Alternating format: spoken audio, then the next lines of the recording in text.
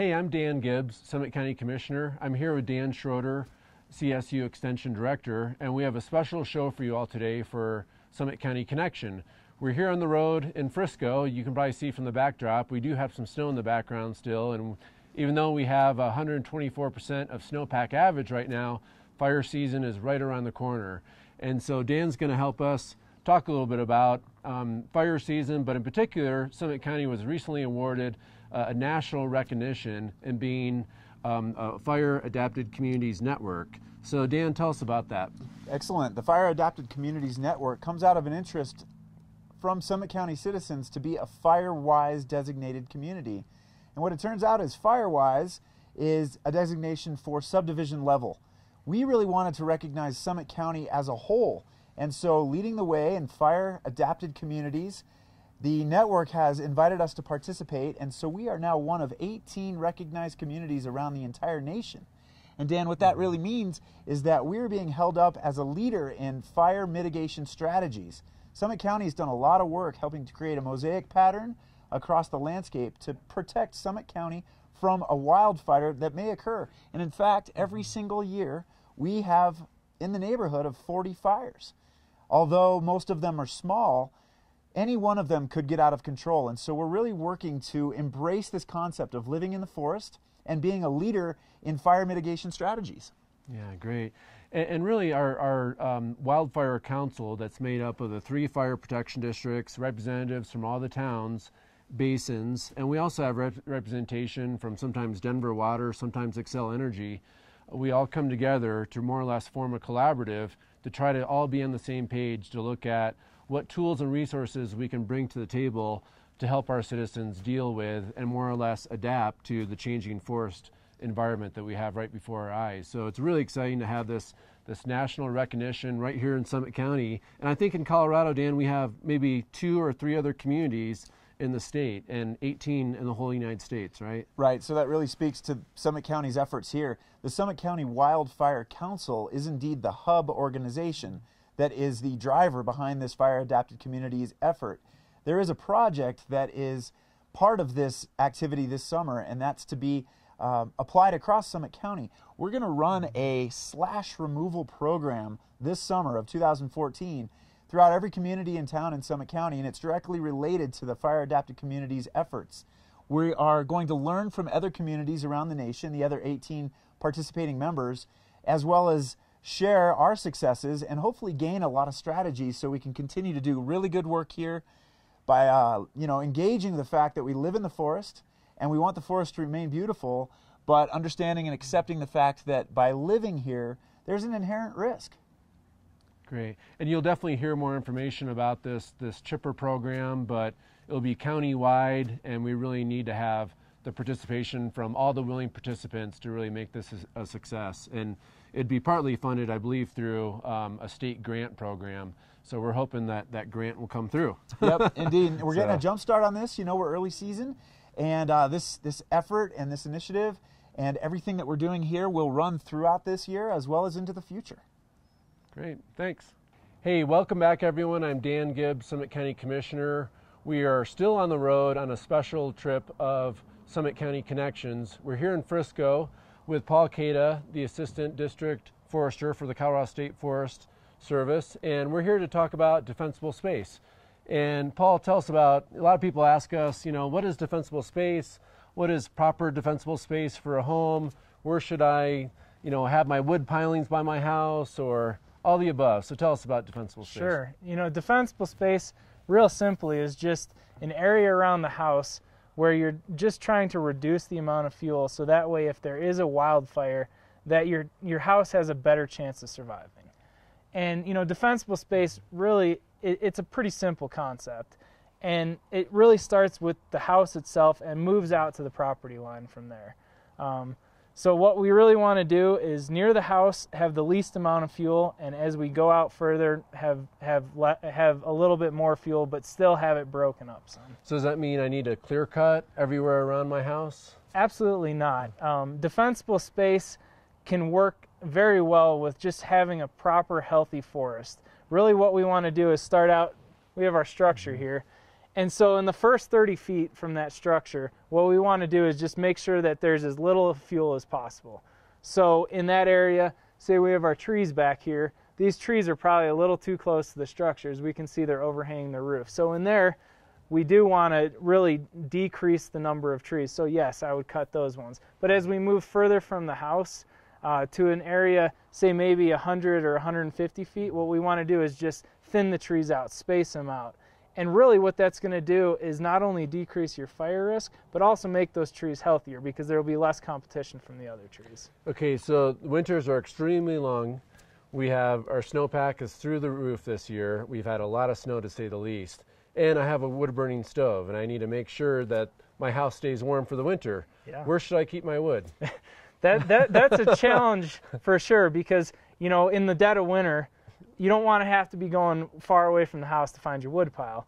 But on the other hand, in the summertime when you're not burning, that creates a fire hazard right next to your house. So as we transition from the winter back to the summer to our wildfire season, everybody here in Summit County really needs to think about some normal maintenance activities. And one of those is taking that wood pile that during the winter time was real convenient on your deck and just taking that away from your house. Maybe put that 30 feet or more away from your house.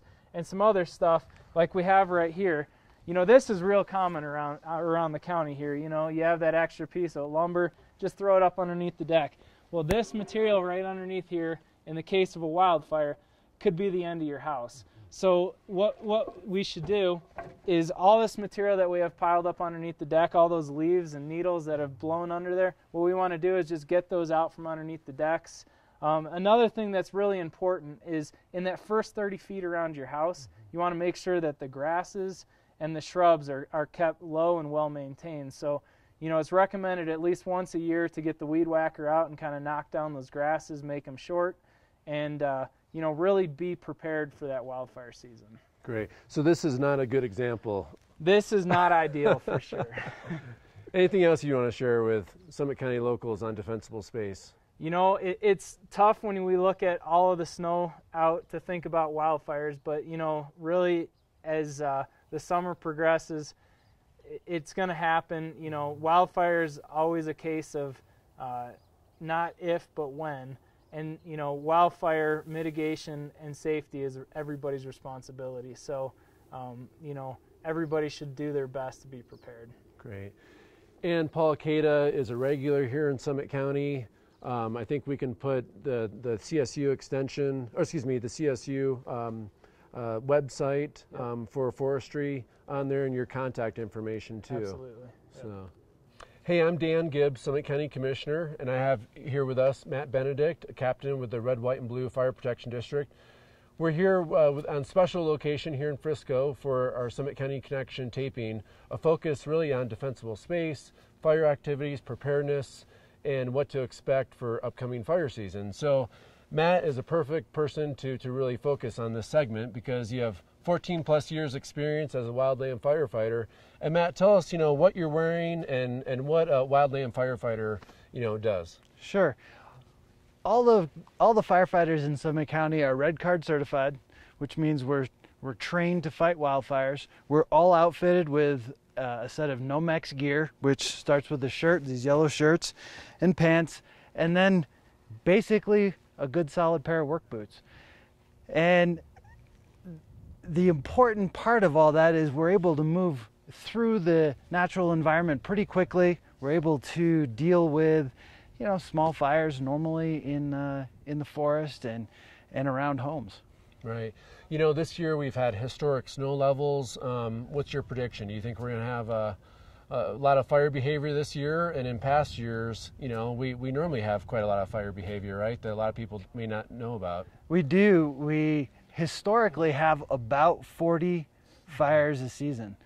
As far as predicting this season, we can definitely predict that the spring is going to be pretty wet, which is going to get the grass growing. Depending on how the rest of the summer kind of fares out from there, we may be very active and we may be very wet, of course. One of the big indicators we're watching is, of course, the grass growth underneath our newly dead trees. The more grass we get, the higher probability we have of having fires in that environment, and that's, of course, an environment that's pretty tricky, especially right now with a lot of the trees falling down. Right. So in a few weeks, let's say we have a wildfire incident occur in your fire protection district. Tell us about some of the equipment that we have here, the engine, what it's equipped to do. Does it store water? And what they would see in a neighborhood if this particular vehicle showed up. Sure. So this is a Type 6 engine. It's very simple. It's the workhorse of the wildfire fleet. They are nicknamed brush trucks. They carry about 300 gallons of water. They have a pump on them. They have a whole bunch of smaller diameter hose than we normally carry around on the big trucks. Again, it's meant for us to be able to move around quickly, lightly. It's outfitted with a chainsaw, lots of hand tools. Now what's this right here? This is the famous Pulaski. We can chop or dig ground. It's the most pinnacle wildfire tool we have. But chainsaws, chaps, water, 300 gallons of water. Yeah. For this. And ultimately, it's got all the working tools, and along with the 300 gallons, so it allows us to get anywhere pretty quickly. It's light, it's small, and it's got again all the tools to support the firefighters' needs. Great.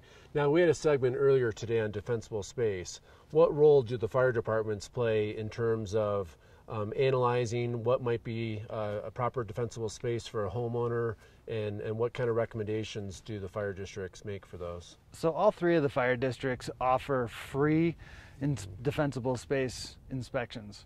All you have to do is simply call any of the local fire, or whatever your local fire district is, and you can have one of us come out and we'll take a look. We take a look at first access to your property, the construction of your home itself, and then the overall environment that we of course call the home ignition zone. So right down to your roof, the immediate fuels around your home, the zone 1, the first 30 feet, and then further away from your home into that zone 2 area. So, but we look at everything. Now, what can a homeowners association or a community expect if, let's say hypothetically, there was a fire that grew from quite small, a couple acres, to rapidly growing to over 100 acres? Who might be there to assist? Tell us about that process. Yeah. Well, here in the county, we have a few different levels of alarm. We have our first level of a confirmed fire is our wildland first alarm. It gets about 5 or 6 rigs from within the county on that fire very quickly, because it's all our first out rigs, that they're all staffed and ready to go. Our second alarm comes from the next ring out, and that gets us another 5 rigs with staff. We can expect those within about an hour. On top of all that, we have our federal partners, which are able to bring 1 engine from this county that's staffed out of Dillon, and then additionally rigs out of both Eagle and Minturn. So we can get about 15 rigs here within a couple of hours. A fire that goes to 100 acres or more is going to have a full-scale national response, regional and national response. So there'll be rigs coming in from all over the state at that point, and probably even some from the region. Yeah, and I think that's important for the viewers to understand, is that we not only work in great coordination with all 3 fire districts locally, but as fires get more complex, state partners come into play, federal partners, and then there's a coordination with all levels, local, federal, state entities really come together to bring all those assets to help that situation. And we've seen some examples of that here in Summit County. We have. It's important to note that we send our firefighters all over the country to gain the experience and training and qualifications to be able to fight those fires here in Summit County. And as a result of that, those guys have done some great networking and really become integral parts of multiple incident management teams around the country. So we play a very active role here in Summit County. Hey, thanks for joining us today. If you have any questions or want to find more information regarding defensible space, firefighting, the various different cooperators that we have here in Summit County, check out all the information below here, whether it's the local fire districts or Summit County government or CSU Extension. We're all here working together. So thanks again for joining us.